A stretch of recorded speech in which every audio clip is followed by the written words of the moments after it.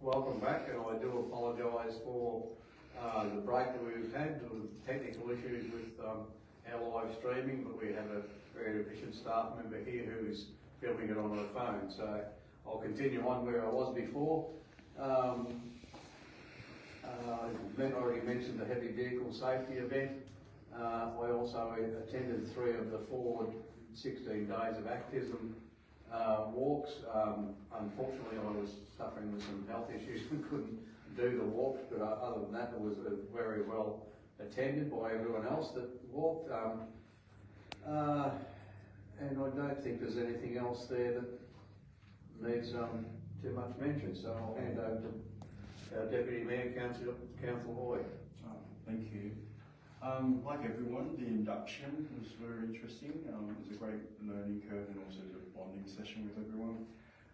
Once again, the Mayor, we did the walk against domestic violence in Jimbula, and then I went to Chapara as well, and also attended the NIL special volunteer lunch to say thank you for their hard work at the Visitor Centre. And also we had the land use planning induction session as well. So yeah, so it was a lot to learn. So thank you. Thank you, Councillor. Councillor Aitken. Thank you. So again, we did the IT session over at NIL. We did the statutory meeting over at NIL. Did my first town committee rainbow meeting. Phil King was there for a representative from the Shire that took all the notes. Chapara Museum committee meeting. I had a walk around for half the afternoon. The place is looking brilliant. They've set it up well with the new signage, information signage. Then we went to the little Desert Nature Lodge for our council induction for 2 days. Yeah, had a great time. It was very informative, especially for a new councillor. Our men's shed and rainbow, the rejig, they're doing a great work over there as well. Dimbula Sound Shell opening. It was a bit damp on the day. Very impressive. They've done a great job of putting it all together. And then our town council meeting via Teams for the first time for myself on council meeting, which worked quite well from my side of things. Thank you. Even if you're a bit slow. I was a bit slow putting my hand up, but yeah. Councillor Barker. Thank you. All of those activities were really interesting. I did also attend. We had the 16 days of activism in NIL, which had an excellent turnout. There was quite a number of people from NIL, males and females.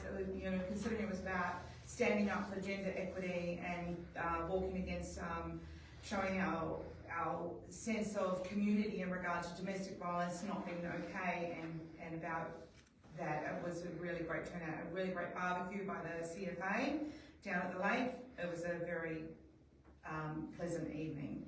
Also went to the St Kilda Film Festival, which was quite funny. There was a great turnout for that as well, and an eclectic mix of 7 short films. I especially like the one on earwax. It was great. And don't miss it next time it comes to town, people. And the International Day of Persons with Disabilities, which was held at the Tiny Goats Farm. So well organised. I think our youth worker, Nam, organised that, and there were different groups that were coming in across the day, and they were having such a lot of fun engaging with the different animals, and you could see that the animals were well loved and cared for, and it was a great day for everyone there. I did attend the Australian Local Government Women's Association meeting, which it was great listening to all the different members' experiences and stories about what's happening in their councils, and they offered mentoring and collaborative support, which I thought would be interesting to take part in. We also had this NIL Street party, Christmas party, and Santa came, and there was lots of kids. The weather was going to be challenging, but there was consideration of calling it off. But it went ahead and it was very well attended. There were great street stalls, or most of the shops in Mill were open, and they had little raffles and competitions and things, and there were performers.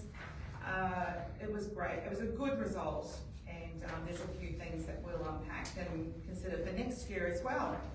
Also, I was not able to attend the November heavy vehicle safety event, but have spoken to Councillor Barry and Mayor Ismay about their attendance and other people in the community here. It was really well attended and a very important part of our town. And one point that was raised a number of times was the lack of facilities and services close to the trailer exchange, and considering its location is some distance from the Nil CPD. So we'll see what happens in the future. But yeah, amongst all the other activities that I've attended since starting with the council. Thank you. Thanks, Councillor Barker. Councillor Yeah, like all the other guys and ladies, done all the council inductions like we meant to do. I went to that 16 days of activism walk in Dimbola. It was a good turnout. Sad that we've got to do days like that, but unfortunately that's what we need to do. That heavy trailer vehicle that we done, that was actually very good. Lots of people out there, lots of stuff to learn, and it'd be good if all the farmers got on board and took the trucks to something like that, so then they wouldn't be as scared as most of them are. Also, I went to the Dimbola 20-year community, we did a little Bendigo Bank 20-year anniversary. It was good to see that that's been going for that long and all good. Plus I've done a few other inductions online like we all did.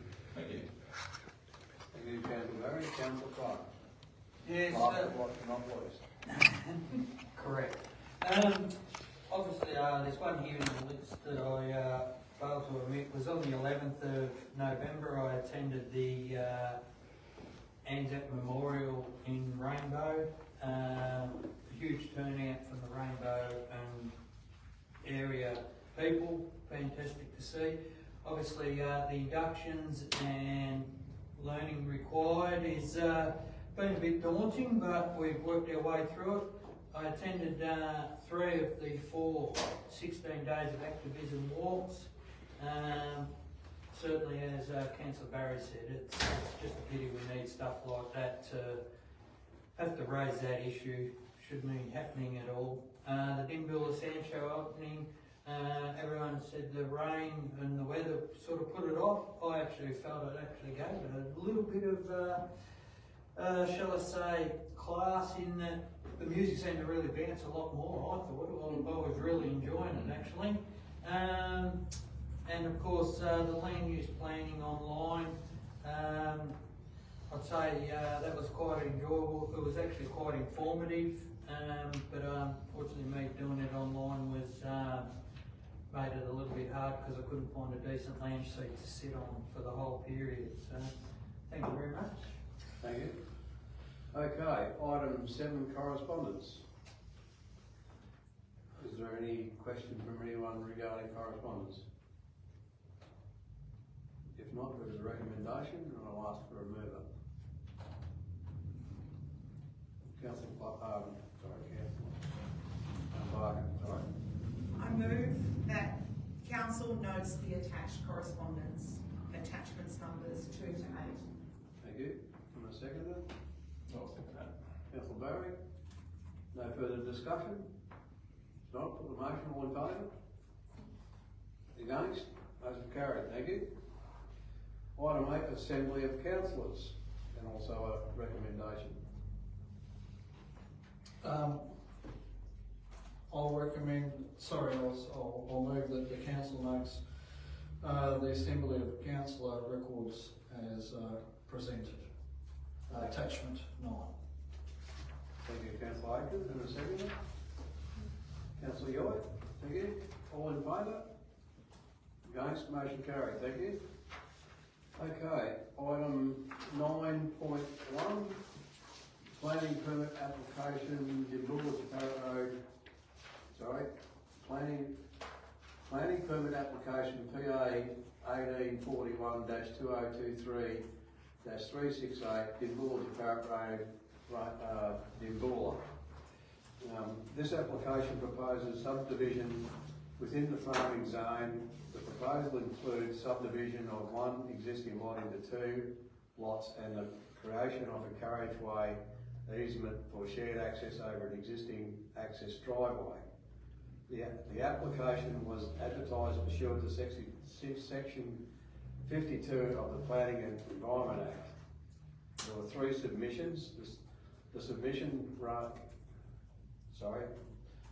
to the application were received. 2 were withdrawn and 1 responded to by a solicitor. The submission raised concerns about inadequate access, power and water for Lot 2, devaluation of property and the removal of boundary fences without permission, and generally opposed the subdivision. The devaluation of property is not a relevant planning consideration as supported by several VCAT decisions. The removal of boundary fences is a civil matter and is not a relevant planning consideration for this subdivision. The statutory process is time of the Planning and Environment Act 1987 have 15 statutory days has been satisfied in this instance. Are there any questions from councillors? Councillor Barker. Yes, so there's quite a bit to the subdivision and the objection from about the splitting into Lot 2 without facilities and access. So I'm wondering, are we aware of the sort of the intentions or motivations of their objection, and whether they've been offered the opportunity to talk to council about those concerns in more detail? I'm wondering, or I question that is Lot 2 that has nothing on it except farming and cropping land. After subdivision, are they concerned that they would be able to build a residence or rural buildings? And would that be normal or straightforward? Or would it be possible for that person, for that Lot 2 owner in the future? Is that the main objective of the objection? Is there any commentary on that? Through you, Mayor, I'm happy to make some responses to that. The motivation for the submissions is not something that we can really make judgments about. We have offered opportunities for the submissions to consider. We provided further information. 2 of the submissions were withdrawn. This one hasn't been. It's very important that we consider the factual, objective information about the subdivision or the application in front of council, rather than any subjective information. So, and I've just lost my screen. I had a few notes on, excuse me. Your second question, I think, was around proliferation of dwellings and the further subdivisions. The further subdivision is possible, but we're of the belief that it's unlikely to lead to further proliferation of dwellings, but also that any future decisions rest with council. Now, I may not have answered all your questions, so if I haven't, please re-ask any. Yeah, so thank you for your answer there.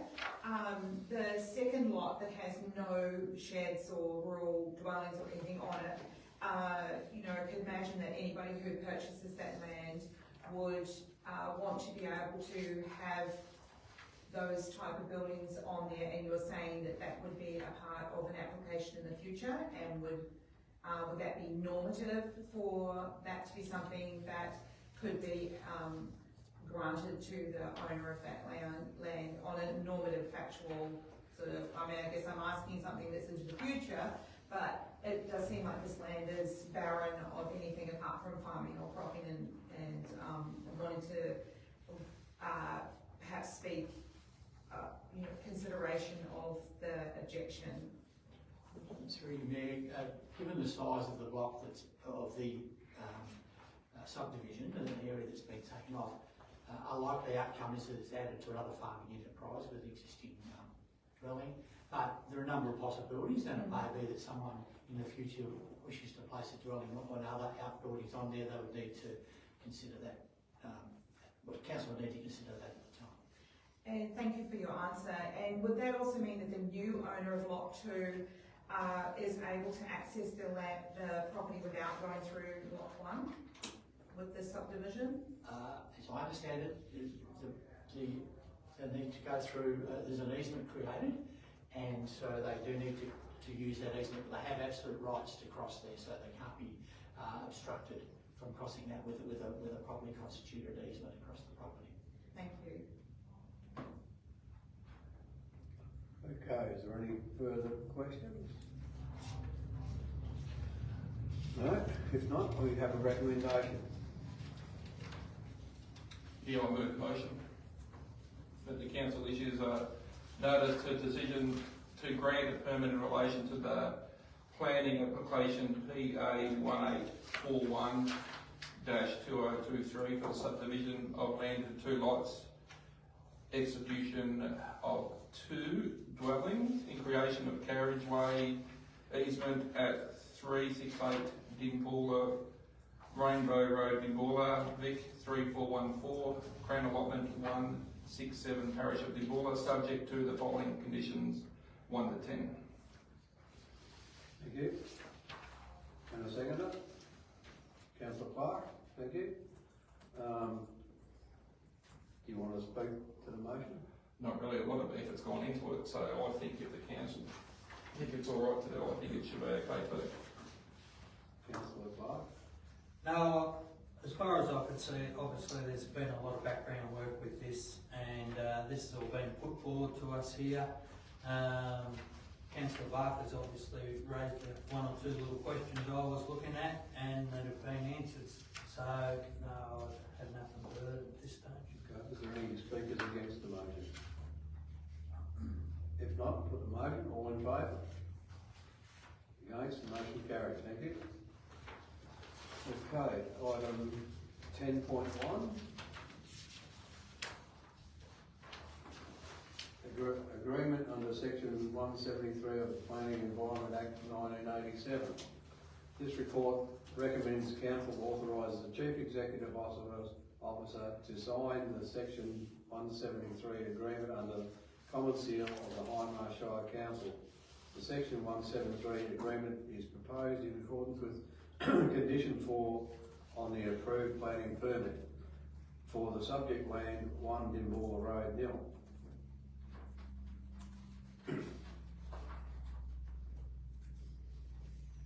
So, are there any questions?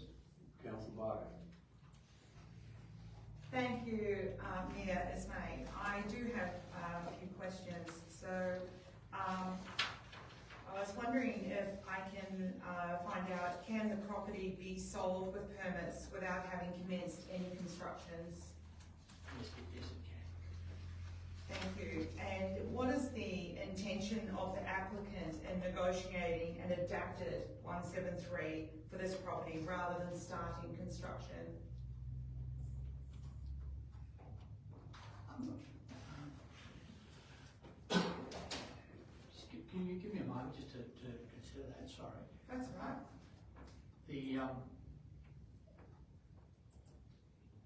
Well, if I put it another way, is Hindmarsh Shire aware of the reasoning behind the property not being developed in a timely manner? I would ask if, sure. Yes. Shirley, could you answer that question? Councillor Barker, in relation to your question, I'd just like to advise that the section 173 agreement is a result of a planning permit condition on the permit itself. It is to tie the construction of the approved dwellings to the land. The 173 agreement will be successive with new purchases of the property, so it will carry over the title, and the planning permit is valid until 2028. So they are within their time frame for construction. Thank you. for that answer. I am aware that they already had an extension made in April for their building permit. So is that normal that the 173 is then asked for to extend that further than the 2 years they were granted in April? The 173 agreement is not a result of the extension. The 173 agreement is a result of a planning permit condition. So Claire, the 173 agreement is a requirement of council to protect the interests of council and the community with the developer. So council will be keen to see it proceed as one of the conditions of the permit. Okay. Thank you for your answers. All right, thank you. Thank you, Cheryl Lees also. Okay, we have a recommendation if there's no further questions. Councillor Barker? I move that council authorises the use of the common seal in compliance with the Hindmarsh Shire Council Governance Local Law in the execution of the Section 173 agreement for 1 Dimboola Road, Nil, Victoria 3418, in accordance with Condition 4 of PA 1718-2021. Thank you. Do I have a second? Councillor Aiken, would you like to speak to your motion, Councillor Barker? Yes, I would. I would like to see the commencement of construction on the sites that this developer has accessed in Nil, and specifically at 1 Dimboola, in a more timely fashion. Thank you. Councillor Aiken? No, I'm just speaking. Okay, is there anyone that wants to speak against the motion? If not, I'll put the motion. All in favour? Against, the motion's carried. Okay, item 10.2, 2025 council meeting dates. It is proposed to hold one meeting per month, commencing at 3 p.m, except for May, where there will be 2 meetings due to legislative requirements to advertise and adopt the annual budget. Meetings will continue to be live streamed throughout 2025 to ensure broad engagement with the community. So, are there any questions of anyone around the table regarding the meeting dates? No? If not, there is a recommendation, and I'll ask for someone to move that recommendation. I can move. So I'd like to move that council holds council meetings at the Hindmarsh Shire Council Chamber, 92 Nelson Street, Nil, and sets the following times and dates for 2025. Do I need to read out the whole dates? Yeah, as per notion. Thank you. Okay, do I have a seconder? Councillor Barrett? Yep. Thank you. Wednesdays are good for me. Councillor Boy, you need to speak to the motion or not? No, Wednesday suits me too. Timing's good as well. Well, I'm very happy to the mover and the seconder of Wednesday. So, does anyone want to speak against the motion? If not, I'll put the motion. All in favour? Did we all vote on that? Yep, all right. Thank you. Motion's carried. Okay, item 10.3, internal resolution procedure.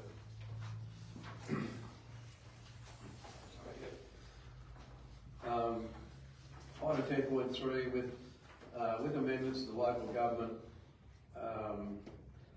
regulations 2020 and the Local Government Act 2020 that came into effect in October 2024, Council must adopt an internal resolution procedure for dealing with alleged breaches of the Model Councillor Code of Conduct by the 1st of July 2025.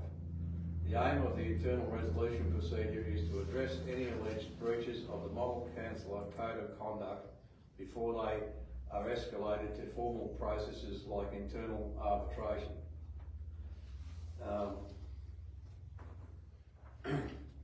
Are there any questions from anyone around the table? If not, there is a recommendation then? I will move that council, one, adopts the internal resolution procedure, and two, revokes the Hindmarsh Shire Councillor Code of Conduct adopted 23 November 2022 as per attachment 12. Thank you, Councillor Barker. Second, Councillor Clark. Is there any questions regarding this? No? I'm happy to talk to it. I think there's been a lot of really innovative and useful changes to the Local Government Act in October 2024, and I think I'm hopeful that they build a great collaborative council here in Hindmarsh. Yep. Councillor Clark. Certainly, I think this is a bit like hospitals. They're really an evil we don't need, or pro we never need. I think my indication are all of us councillors and that have all got on very well so far, and pray that we never have to resort to this procedure. Indeed. And if I might say, I don't know whether Councillor Hoy might want to comment, but at our mayoral and deputy mayoral consultations that we had last week, it was certainly pointed out to us that we should be moving in these directions rather than getting into a sticky situation. So let's hope we don't have to have any of that situation like the two previous speakers said. So anyway, I'll put the motion. All in favour? Against? Motion carried. Thank you. 10.4 Parking and pedestrian access at Nil Kindergarten. This report presents proposed works for parking and pedestrian access at the kindergarten in Nil, Whitehead Avenue, and recommends approval for the completion of the proposed work.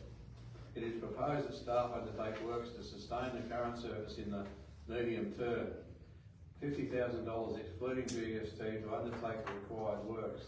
There is no budget allocation in the 24-25 annual budget for the works, but due to the unsafe state of car parking and pedestrian access, the works cannot wait until 2026. The cost of the works will be funded through the additional year-to-date bank interest council has received as a result of receiving financial assistance grants in July. Are there any questions? Councillor Barger.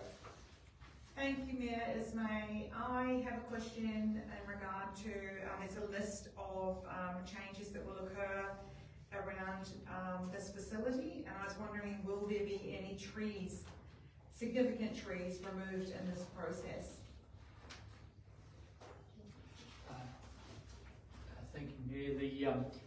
There will be some trees removed to provide site to ensure that the crossover and the vehicle crossover in entering and exiting can have good visibility, but that will be minimised. And I don't believe there are any significant trees, but there are a number of well-developed trees there. Councillor Barger. If I may ask, in relation to those trees and tree removal, will any other trees or shrubs be planted in lieu of, in a more suitable location? There has been plantings as part of the new kinder being installed, so the rear of the kindergarten has been landscaped, and there will be trees within that new landscape. So that'd be like an offset, so to speak. It may not be like for like, Yeah. there will be new plantings within the new kinder. Yeah, thank you. Okay, any further questions? If not, I have a recommendation from Councillor Barger. I move that the council approves the $50,000 excluding GST to undertake the following works at the new Nil Kindergarten site. Construction of a new concrete double crossover. 2, removal of necessary vegetation and trimming. 3, necessary basic maintenance on the in-out track. 4, clear the debris in the parking and guarding area. 5, install bollards.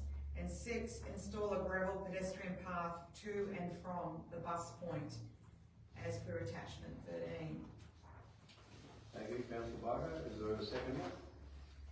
Councillor Clark, sorry. Councillor Clark.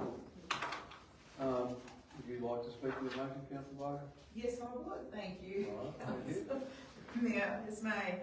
I think that it's fantastic that we have this new facility here in Mill, and that the council is looking ahead to ensure the safety of the users of this facility, and taking such care in advance for when it's opened next year. Councillor Barker? Yeah, look, I'm very much of the same opinion. Obviously, I'm about safety of all users, not only of the facility, but users of the roads around the facility. And also too, in relation to removal of shrubs, trees, etc., and that others are being planted. So I think we're ticking off on all the boxes relating to this. Thank you. Are there any speakers against the motion? If not, put the motion, all in favour? Motion carried, thank you. Item 10.5, aquatic facilities grant application. This report This report requests council endorsement for a funding application under Regional Community Sports Infrastructure Fund for upgrade of the Dimboola swimming pool, with a total project cost of approximately $1.1 million and council contribution of up to $275,000. Obtaining grant funding to undertake the above work would address the major concerns raised in the Dimboola Aquatic Engineers Report, ensuring the longevity of the pool and improved access to users. Dimboola swimming pool is the only 50-metre pool in the Shire and meets the criteria for funding the most closely of all our 4 pools, and it has nearly 50% more attendance than the next pool, which is at nil. Are there any questions? Councillor Barker? Thank you, Mayor Ismay. I do have a question in regard to the utilising of the Regional Community Sports Infrastructure Funding application, and I wonder whether this has impact before, now, or in the future on Davis Park funding potential here in Mill. Thank you. Answer that question. It won't have any impact. So as you'll see in the council report, we do need to invest significant funds into our swimming pools to ensure the longevity. If we're successful with the grant, the Dimboola, it will reduce the contribution required from council. But we currently have stage 1 of Davis Park funded, which is the tiered undercover seating and the AFL compliant change rooms. So that's through existing grants. There's currently no funding for Stream 2, but we will certainly advocate on behalf of the club and the community to any member of Parliament who's willing to listen how high a priority this project is for our community, to ensure that Stage 2 and the future stages are funded. Thank you. Councillor Clark? I'd just also like to ask, I can see here there's a significant, at least for the 4 pools that are under control of the Shire, and it's fantastic to see that they're free access. Pools are quite expensive to maintain, and with the Dimboola pool only being the only 50-metre pool in the Shire, I can see the application runs to wet deck conversion to the pool, including a balance tank and in-pool hydraulics, the expansion, joint repairs, construction of all abilities, access ramp, and a filtration upgrade to meet the Department of Health and Human Services requirements. Should this grant be successful, would there be any other works occurring at the pool? In the next financial year, we wouldn't undertake any further works at the Dimboola pool, but as per the aquatic engineer reports, there is still other works that need to be taken across all 4 pools. Thank you. Any further questions? If not, there's a recommendation. Councillor Barker? Thank you. I move that Council 1 submits a funding application through the Regional Community Sports Infrastructure Fund to undertake upgrades to the Dimboola swimming pool, including the wet deck conversion, including a balance tank and in-pool hydraulics, expansion, joint repairs, construction of an all-abilities access ramp and filtration upgrades to meet DHHS requirements with a total project cost of approximately 1.1 million, and 2, refers the council contribution of up to 275,000 to the draft 2025-2026 capital works budget. Thank you, Councillor Barker. Is there a second? Councillor Barrett, would you like to speak to your motion? I think that I've read all the reports by the engineer for the maintenance and upgrade requirements for our pools, Rainbow, Chuparat, Dambulla and Mill, and there's significant costs involved, and I think that recognition by the council of making access to the pools free is a recognition of the importance of pools as a community activity in our region, considering the weathers that we have during the summer. So I think that the repairs being completed at Dambulla as the one that is used the most as a really great upgrade and expenditure to go for the grant. So it'd be really great if we are successful in achieving that at this time, so that we can move on to taking care of the other pools within our region. Thank you, Councillor Barrett. You know, it'd be good to get people all upgraded to like 50 metres, not many 50-metre pools left in the area. I guess maybe I might comment, if we're successful in this, it's a cheap way of us upgrading a pool, because it's a bit like our road. We managed to get grant funding for roads, and we just couldn't afford to repair some of our roads, and the swimming pools are the same. And can I say, Hindmarsh Shire have got 4 swimming pools, and another council close by that's got 11, so I think we're very lucky that we only have as many as we've got. So there's no other comment on someone like, sorry? Yes, sorry Mayor, just adding to that too, Monday I think was a bit of a hot day. An area pool is important. On Monday, Walpia hit 47.1 degrees and was the hottest place on earth at the time. So there's our pools and how important they are. Very important, thank you, Councillor Clark. Okay, is there anyone that wants to speak against the motion? If not, I'll put the motion. All in favour? Against, motion carried. Thank you.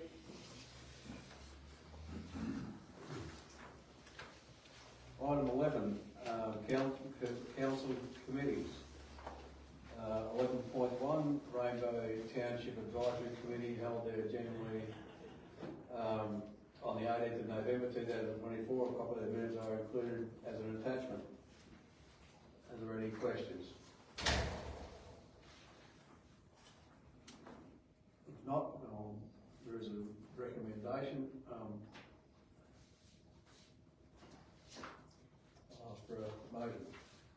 Yeah, I'll move the motion the council notes that the minutes of the Rainbow Township Advisory Committee meeting held on the 18th of November 2024 as per attachment 14. Thank you, Councillor Aiken. Is there a seconder? Councillor Varga, would you like to speak to the motion? Councillor Aiken? As I was at the meeting, I know what's in the minutes, and I'm more than happy to move the motion. Right. Councillor Varga? Yes, I did read though the Rainbow Township Advisory Committee meeting minutes, and I thought it was great that you were also able to attend, Councillor Mayor Ismay. It's good to see the Mayor participating in the different regions in Hindmarsh Shire. I've got to make sure that he's North Riding lot, not keep things together. I didn't realise we were under the pump. Okay, I'll put the motion. All in favour? Against, motion carried. Thank you. Item 11.2, Community Assets Committees, there's nil. Item 12, late reports, no. Item 13, notice of motion, no one's got a notice of motion. Item 14, other business, and we might start with you, Councillor Barry. No, but no other business. No. Councillor Ward? No. Councillor Parker? No. Councillor Parker? No, I have no other business, thank you. Councillor Aiken? Yes, I do have one thing, but I'll just ask Monica. When do you want to bring up about my drive around with Telstra? Oh, you could bring it up now as well. Yeah, good time for it. On Wednesday, I'll move back, say about 6 weeks ago, Mayor Ismay and myself spoke to the Steve Tinker, I think. Regional Manager of Telstra. A week ago, last Wednesday, we had Craig, who is he's from tech support for Victoria and Lower New South Wales and southeastern part of South Australia. We met in Rainbow. We spent the day driving around part of our shire, about half of it. We did about not quite 500 kilometres. We visited quite a number of farms in different areas. We went up to Albacutcha, to the Western Beach tour block to make sure we had communications there for some activities from parks they want to put in. We did not have any reception there, but with a small area we'll be able to put reception in there. Then we went back out to the Pally area and met up with a couple of farmers out that way after driving through farmers' yards to make sure we had conductivity and also phone reception. In Craig's car, a Telstra car, he had a number of telephones inside the vehicle that were ringing in and ringing out constantly on our drive around. Also had another computer mapping all our driving tracks so we could see any bad reception areas.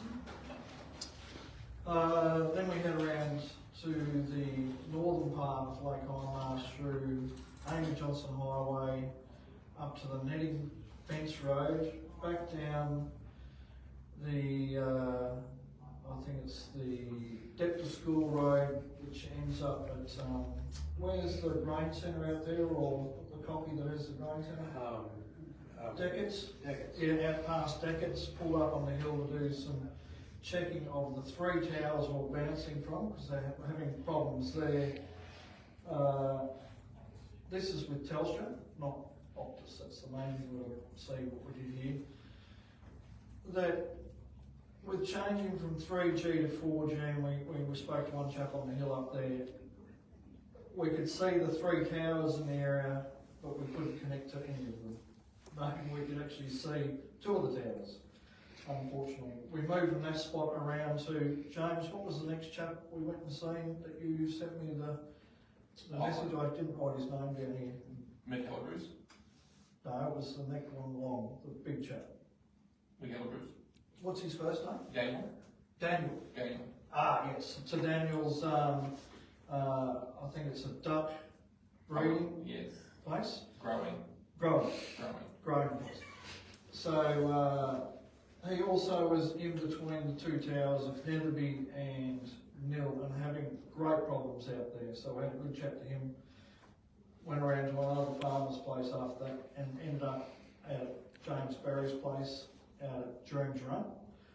Again, we had the same problems there. We could actually, how many towers? We could actually see 3 towers at your place. 3 or 4, wasn't it? Yeah, 3 or 4, and couldn't really basically connect to any of them. Look, after all that with Craig, we didn't see the whole Shire. He needed to come back, so he came back on the Thursday and started over on the Henty Highway at Beulah. He stayed at Horsham, did a mapping course to Beulah, came back to Rainbow, and then mapped across our Shire to, I think it's the Netherby Nil Road, and back down the Western Highway, back to Horsham. I believe, Monica, in February we're going to have Steve Tinker come and do a full report. After Craig and myself, I'll send him a map of where we went around. He has the map on his computer as well. He couldn't tell me any reason why it's happened. He'll give a report. Call it single aerial